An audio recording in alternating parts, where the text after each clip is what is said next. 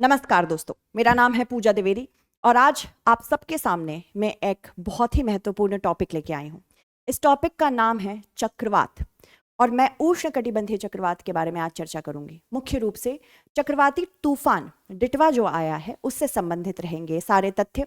साथ ही साथ आपको जानने का मौका मिलेगा चक्रवात का निर्माण कैसे होता है और चक्रवात का नामकरण कैसे होता है। तो सारी चीजें जानेंगे। चलिए शुरू करते हैं आज की क्लास। उससे पहले मैं आपको दर्शन कराना चाहूंगी एक बहुत ही महत्वपूर्ण क्वेश्चन का, जो आप पूरी क्लास खत्म होने के बाद आराम से कर लेंगे। बहुत कुछ जानना है बच्चों आज हमें। देख लीजिए, उत्तरी हिंद महासागर में उष्णकटिबंधीय चक्रवात सलाहकार और नामकरण प्रणाली के संदर्भ में निम्नलिखित कथनों पर विचार करें। यूपीएससी कई बार होता है, आपको बहुत डिटेल में पूछ लेगा और उसी हिसाब से हमने ये प्रश्न तैयार किया है। केवल क्षेत्रीय विशिष्ट मौसम विज्ञान केंद्र को ही विश्व भर में उष्णकटिबंधीय चक्रवातों का नाम देने का अधिकार है ना। दूसरा, दक्षिण चीन सागर में उत्पन्न होने वाला कोई उष्णकटिबंधीय चक्रवात यदि बाद में बंगाल की खाड़ी में प्रवेश करता है तो उसे WMA एस्कैप नामकरण सूची के अनुसार RSMC नई दिल्ली द्वारा पुनः नामित किया जाता है। इसी तरह के और दो कठिन स्टेटमेंट हैं जो हम लास्ट में पढ़ेंगे और देखेंगे कि आप कमेंट सेक्शन में सही आंसर दे पाएंगे कि नहीं। ठीक है, तो सबसे पहले हम चक्रवात डिटवा के बारे में जानते हैं और चक्रवात डिटवा एग्जैक्टली है क्या और क्यों ये हमें परेशान कर रहा है, चक्रवात डिटवा या दितवा। ठीक है, तो चक्रवात दितवा फाइनली बन चुका है चक्रवात सेनियार के बाद। सारी चीजें बताऊंगी बच्चों, और ये तमिलनाडु में लैंडफॉल करेगा, भूमि से टकराव करेगा। आपको बस मेरे साथ धीरे धीरे समझना है कि चक्रवात दितवा क्या है और चक्रवात दितवा का नामकरण कैसे हुआ है, इसका निर्माण कैसे हुआ है। सबसे पहले चक्रवात के बारे में समझते हैं। चक्रवात डिटवा या दितवा। चक्रवात दितवा का निर्माण दक्षिण पश्चिम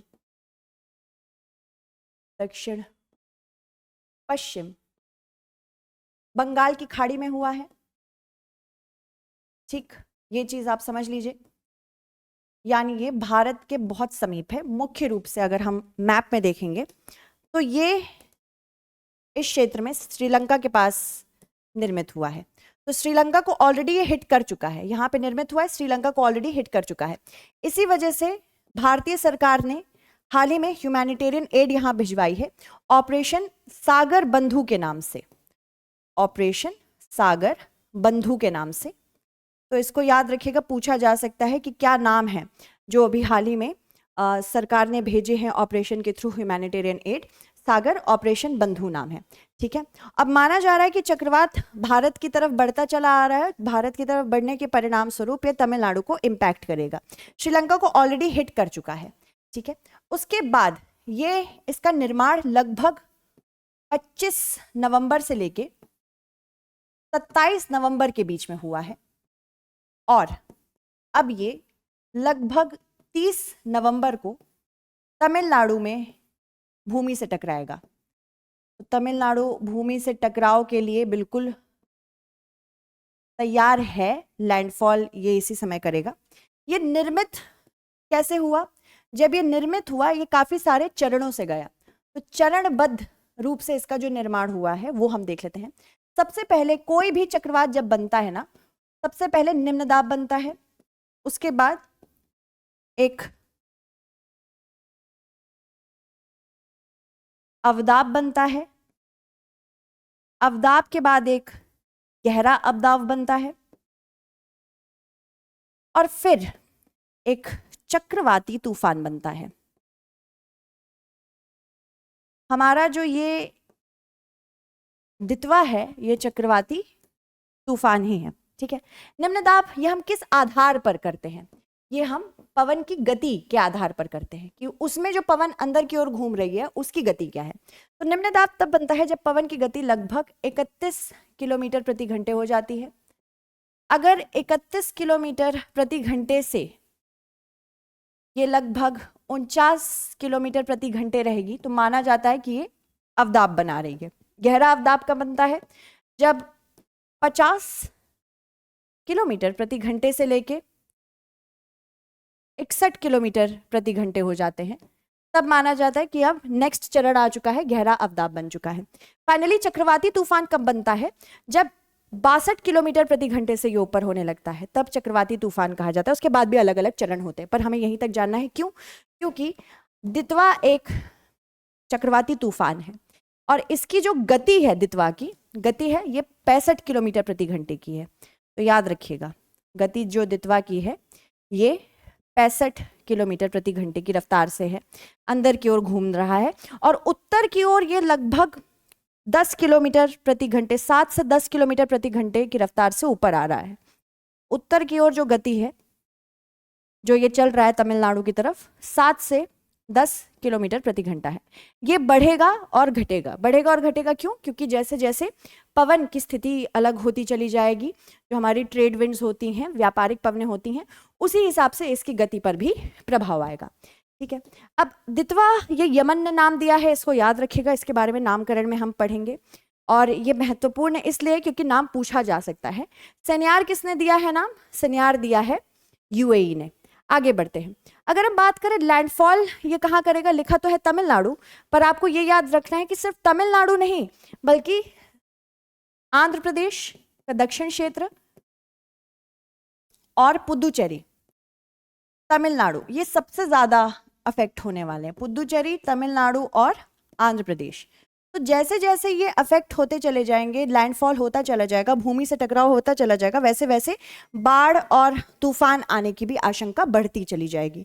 ठीक है, इसीलिए जब लैंडफॉल होता है तो सरकार उससे पहले बहुत सारी एडवाइजरीज जारी कर देती है कि आपको क्या क्या करना है, क्या क्या नहीं करना है। जैसे मछुआरों को वापस बुला लिया जाता है, वहाँ से लोगों को बाहर निकाल दिया जाता है, इवैक्यूएशन हो जाता है। तो ये सारी चीज़ें हमारे लिए ज़रूरी है जानना।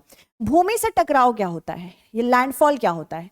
भूमि से टकराव का मतलब है बेटा कि जब चक्रवात को नमी मिलनी बंद हो जाती है, तो चक्रवात को जैसे ही नमी मिलनी बंद हुई, क्या होगा इसके बाद?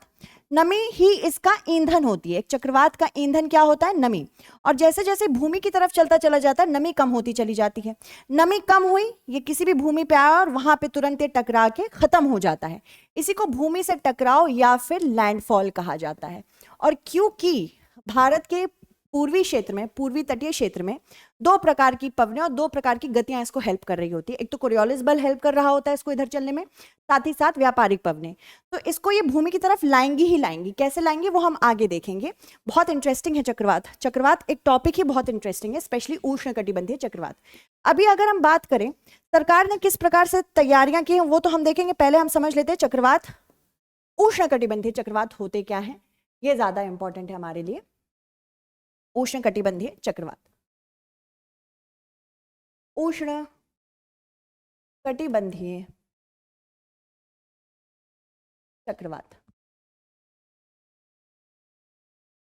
चक्रवात 2 प्रकार के होते हैं, एक शीतोष्ण चक्रवात और एक उष्णकटिबंधीय चक्रवात।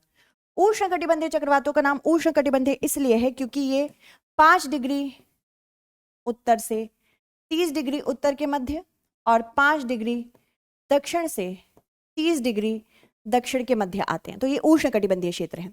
हर जगह चक्रवात इन क्षेत्रों में जो आते हैं इनके अलग अलग नाम होते हैं। जैसे कि अगर आप इंडियन ओशन रीजन में देखेंगे, भारतीय हिंद महासागर में देखेंगे, तो इनका नाम साइक्लोन या फिर चक्रवात ही होगा। अगर आप इसे ऑस्ट्रेलिया के पास देखेंगे तो इसका नाम विली विली होगा, विली विलीज। अगर आप इधर देखेंगे प्रशांत महासागर में तो इसका नाम टाइफून होगा, टाइफू या टाइफून। ठीक है, और अगर आप इसको अटलांटिक महासागर में देखेंगे तो इसका नाम हरिकेन होगा। है सब एक ही चीज, बस क्योंकि क्षेत्र अलग है तो इसका नाम उस आधार पे भी अलग होता है।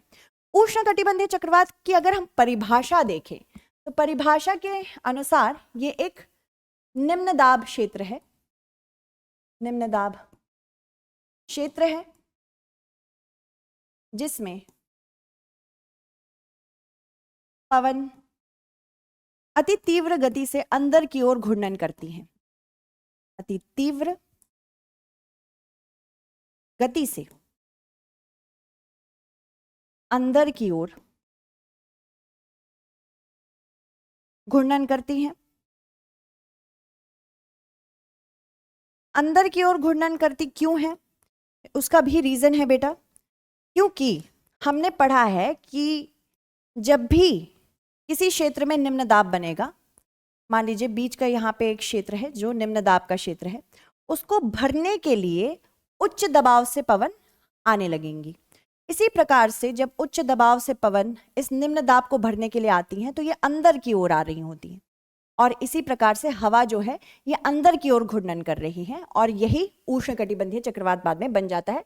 निर्भर करता है कि गति किस प्रकार से बढ़ती चली जा रही है। ठीक है, आगे बढ़ते हैं और जानते हैं कि एक चक्रवात के बनने के लिए क्या क्या आधार होते हैं। ये प्रश्न यूपीएससी का मेंस और प्री दोनों के लिए फेवरेट है। तो उष्णकटिबंधीय चक्रवात के बनने के आधार, ये भी जरूरी है बच्चों। उष्णकटिबंधीय चक्रवात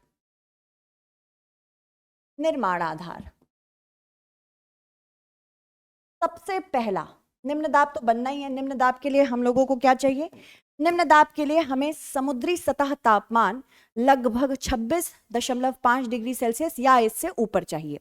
आपको ये याद रखना है जो मैंने बताया था कि नमी बहुत महत्वपूर्ण है चक्रवातों के लिए, उष्णकटिबंधीय चक्रवातों के लिए। इसी वजह से, नमी की वजह से ही उष्णकटिबंधीय चक्रवात हमेशा और हमेशा, यहां मेरा कीवर्ड समझिएगा, हमेशा ये समुद्री सतह पर ही बनेंगे। कभी भी उष्णकटिबंधीय चक्रवात भूमि की सतह पे नहीं बनेंगे। जो शीतोष्ण चक्रवात है ये भूमि और सागर दोनों पे बन सकते हैं, और उनके बनने की प्रक्रिया भी अलग है। पर इसकी अगर हम बात करें उष्णकटिबंधीय चक्रवात, ये हमेशा समुद्र पे बनेंगे।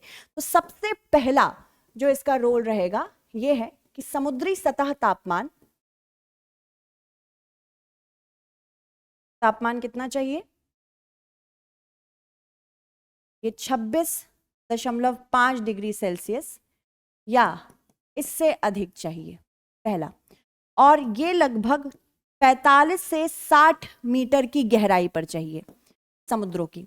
ये जैसे कि मैंने बताया कि समुद्री सतह पे ही हमेशा उष्णकटिबंधीय चक्रवात बनते हैं, सतह पर ही सदैव उष्ण कटिबंधीय चक्रवात बनते हैं, निर्मित होते हैं। पहली चीज। दूसरी चीज, अब इसको लगातार नमी मिल रही है जिस वजह से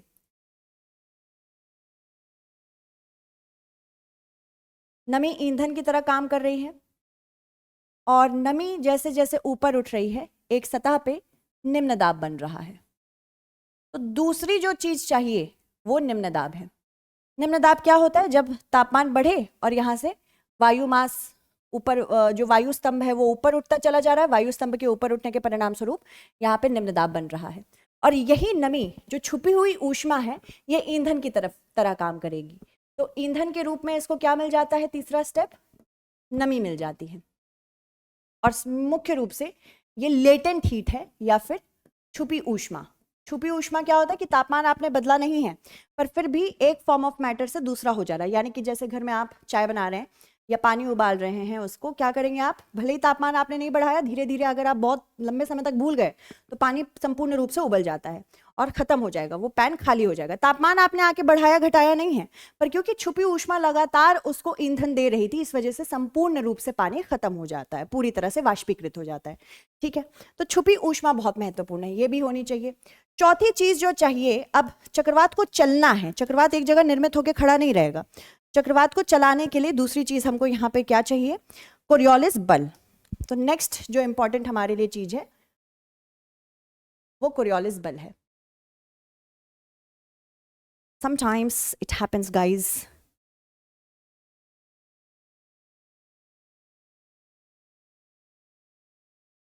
बल, अब यहाँ पे चक्रवात पर महत्वपूर्ण बल कोरियोलिस बल। कोरियोलिस बल क्या करता है? कोरियोलिस बल पवन की दिशा बदलता है, और ये तब होता है जब पृथ्वी घूर्णन करती है। पृथ्वी के घूर्णन करने के परिणाम स्वरूप कुछ क्षेत्र हैं जहां पे कोरियोलिस बल निर्मित अच्छे से होते हैं और कुछ जगह है जहां पे नहीं होती हैं। जैसे कि 5 डिग्री नॉर्थ से लेके 5 डिग्री साउथ के मध्य कोरियोलिस बल एब्सेंट है, सबसे ज्यादा तीव्र ये ध्रुवों पर है। इसी वजह से कोरियोलिस बल के परिणाम स्वरूप चक्रवात हमेशा कहां से कहां जाएंगे, ये भूमध्य क्षेत्र से ये ध्रुवों की तरफ जाएंगे। इसीलिए चक्रवात हमेशा उत्तरी गोलार्ध में अगर बन रहे हैं तो उत्तर की ओर चलेंगे, और दक्षिणी गोलार्ध में बन रहे हैं तो दक्षिण की ओर ध्रुव की तरफ चलेंगे। ठीक है, सेम चीज यहाँ के लिए है, क्योंकि चक्रवात के लिए यहाँ बल सबसे ज्यादा तीव्र है, कोरियोलिस बल सबसे ज्यादा तीव्र है। ठीक है, तो जब भी आप पढ़ें कि कोरियोलिस बल, जब भी आप सोचें कि कोरियोलिस बल हमेशा दक्षिण से उत्तर की ओर क्यों जाता है, कोरियोलिस बल की वजह से। ठीक है, इसके बाद जो वर्टिकल विंड शेयर है, गति ऊपरी ऊपरी एवं निचली पवन की गति में कम बदलाव होना चाहिए, क्योंकि अगर ऊपरी क्षेत्र और निचले क्षेत्र में पवन की गति बहुत ज्यादा है, डिफरेंस बहुत ज्यादा है, तो जो आपकी यहाँ से ऊष्मा उठ रही है, वायु स्तंभ उठ रहा है, वो डिस्टर्ब हो जाएगा। इसलिए लगभग 10 मीटर प्रति सेकंड के हिसाब से होना चाहिए। तो ये सारी चीजें होती हैं जिसकी वजह से चक्रवात के निर्माण आवश्यक हो जाते हैं, मतलब चक्रवात बनता है और फिर चलता है। अब भारत में हमें पता है, भारत में चक्रवात सबसे ज्यादा जो इफेक्ट करता है वो बंगाल की खाड़ी को है, और मुख्य रूप से भारत के पूर्वी तट को है। तो भारत एवं चक्रवात, नेक्स्ट हमारा यही टॉपिक है, भारत एवं चक्रवात। भारत में बेटा, जैसे कि मैंने कहा, हिंद महासागर में चक्रवात सबसे अधिक आते हैं और बंगाल की खाड़ी में भी सबसे ज्यादा आते हैं, और बंगाल की खाड़ी के लिए भारत खुद ही रिस्पॉन्सिबल है। बताती हूं कैसे। अगर हम देखें तो भारत में पूर्वी तट पे सबसे अधिक जो चक्रवात से प्रभावित है वो ओडिशा है। इसके अलावा पश्चिम बंगाल, आंध्र प्रदेश, तमिलनाडु, पुदुचेरी आदि सब हैं। पर बंगाल की खाड़ी में सबसे अधिक चक्रवात क्यों आते हैं, इसके बारे में चर्चा करते हैं। तो सबसे पहली बात, बंगाल की खाड़ी की जो स्थिति है वही इंपॉर्टेंट है। अरब सागर से संबंधित अगर बंगाल की खाड़ी को देखेंगे तो ये अधिक उष्ण है। सबसे पहली चीज, अधिक उष्ण क्यों है बेटा ये, क्योंकि इसमें वाष्पीकरण भी बहुत ज्यादा है, और वाष्पीकरण अधिक होने के परिणाम स्वरूप यहाँ पे नमी ज्यादा उत्पन्न होती है। नमी ज्यादा उत्पन्न होती है जो कि चक्रवात के लिए ईंधन की तरह काम करती है। ठीक है, दूसरी चीज, यहाँ पे नमी ज्यादा उत्पन्न कैसे होती है और क्यों होती है, क्योंकि बहुत सारी नदियां हैं जैसे कि ब्रह्मपुत्र, गंगा, उसके बाद महानदी, गोदावरी, कृष्णा, कावेरी, ये सब ताजे पानी की नदियां हैं। ये लगातार क्या करती हैं, यहाँ पे ताजा पानी लाती हैं। ताजा पानी जब अधिक हो जाता है तो यहाँ पे लवणता कम हो जाती है। लवणता कम होने के परिणाम स्वरूप वाष्पीकरण अधिक होने लगता है, क्योंकि हमें पता है जहां ज्यादा ताजा जल है वहीं पे वाष्पीकरण अधिक होगा। यानी कि इसी प्रकार से जब वाष्पीकरण अधिक है तो नमी ईंधन के रूप में ज्यादा काम कर रही है, और ये अधिक गर्म होने की वजह से बंगाल की खाड़ी एक निम्न दाब हॉटस्पॉट बन जाती है। निम्न दाब हॉटस्पॉट, सबसे पहली ये चीज है। ठीक है, कि पूर्वी तट इस वजह से सबसे ज्यादा परेशान है। दूसरी चीज, यहाँ पे पवन और कोरियोलिस बल दोनों काम करते हैं। कैसे, जैसे कि देखिए, पवन और कोरियोलिस बल कैसे काम करते हैं इसके बारे में बताती हूं। जैसे ही कोरियोलिस बल की प्राप्ति हुई वैसे ही चक्रवात उत्तर की ओर जाने लगा। ये मैं बता चुकी हूं क्यों। चक्रवात जैसे उत्तर की ओर जाता है, व्यापारिक पवनें इस चक्रवात की दिशा बदलेंगी, क्योंकि ये पूर्व से पश्चिम की ओर आ रही हैं, तभी इसको हम पूर्वा पवनें या फिर व्यापारिक पवनें कहते हैं। और व्यापारिक पवनें जैसे ही आएंगी चक्रवात को पश्चिम की ओर ढकेलना शुरू कर देंगी। तो इसी वजह से कोई भी चक्रवात अगर इस क्षेत्र में बन रहा है बंगाल की खाड़ी में, तो ये उत्तर उत्तर पश्चिम की ओर ही जाएगा। यही हुआ है श्रीलंका को प्रभावित करने के बाद ये भारत में उत्तर उत्तर पश्चिम की ओर तमिलनाडु, आंध्र प्रदेश, पुदुचेरी जैसे क्षेत्रों को प्रभावित कर रहा है। तो दोनों ही कोरियोलिस बल एवं व्यापारिक पवनें ये चक्रवात को उत्तर एवं उत्तर पश्चिम की ओर ढकेलती हैं। ठीक है, उत्तर पश्चिम की ओर ढकेलती हैं। ये याद रखिएगा, प्रश्न बनेगा। और मेंस में बनता भी है कि बंगाल की खाड़ी में ही क्यों आया, इतने सारे चक्रवात क्यों आते हैं और ये उत्तर और उत्तर पश्चिम की ओर क्यों जाती हैं। अब नामकरण की अगर हम बात करें, नामकरण करने की रिस्पॉन्सिबिलिटी IMDB की भी है। कैसे, ये समझते हैं। सबसे पहली बात, नामकरण क्यों इंपॉर्टेंट है, ताकि कोई कंफ्यूजन ना हो, आराम से इसके बारे में हम डिसीजन ले सकें। तो भारत मौसम विभाग जो है, पूरे विश्व में 6 RSMC है, रीजनल स्पेशलाइज्ड मेट्रोलॉजिकल सेंटर, जिसका काम होता है कि कभी भी चक्रवात आ रहा है तो उसका नामकरण करना और साथ ही साथ इससे संबंधित चेतावनी देना। ये लगभग हिंद महासागर से संबंधित 13 देश हैं, उनको चेतावनी देता है। ठीक है, Bangladesh, Bharat, Iran, Maldives, Myanmar, Oman, Pakistan, Qatar, Saudi Arab, Sri Lanka, Thailand, UAE और यमन। तो अभी यमन ने नाम दिया है ना। हाल में क्या हुआ था ना, उत्तरी हिंद महासागर में जितने चक्रवात आते हैं नाम देना ये IMD का काम है, क्योंकि ये 6 RMSCs का पार्ट है। तो ये नामकरण कब से शुरू हुआ, 2004 के बाद से ही शुरू हुआ। पर 2020 में हमने क्या किया, हमने एक लिस्ट बनाई, ठीक है, और इस लिस्ट से हम नाम चूज करते। 13 देश है, उन्होंने 13 नाम दिए हैं, टोटल 169 नेम्स है। अभी जो दिया गया है डिटवा है, डिटवा यमन ने दिया है, और यमन की ये एक लगून है, उसके नाम पे है, ये एक झील है, लगून डिटवा, लगून डिटवा के नाम पे है। और डिटवा कहाँ पे है, सोकोत्रा में है। और इससे पहले सेन्यार UAE ने दिया था। सेन्यार का मतलब लायन है, या फिर आओ समूह में समुद्र की ओर चले, तो सेन्यार UAE ने दिया था, और उसके बाद डिटवा है। नेक्स्ट हो सकता है कॉलम 3 जो इसी लिस्ट में है, ये अर्नब होगा, हो सकता नहीं होगा, अर्नब है। फिर उसके बाद मुरासू है। ठीक है, धीरे धीरे करके ये सारे चक्रवात नामकरण इनका होता चला जाएगा। और ये आपको क्वेश्चन सॉल्व करना है, तो एक बार ये क्वेश्चन जरूर देख लीजिएगा और इसका आंसर आप मुझे कमेंट सेक्शन में देंगे। नेक्स्ट क्लास में मैं जो बच्चे सही आंसर दे रहेंगे उनके लिए मैं अनाउंसमेंट करूंगी। ठीक है, thank you so much everyone, तब तक के लिए टेक केयर, बाय बाय।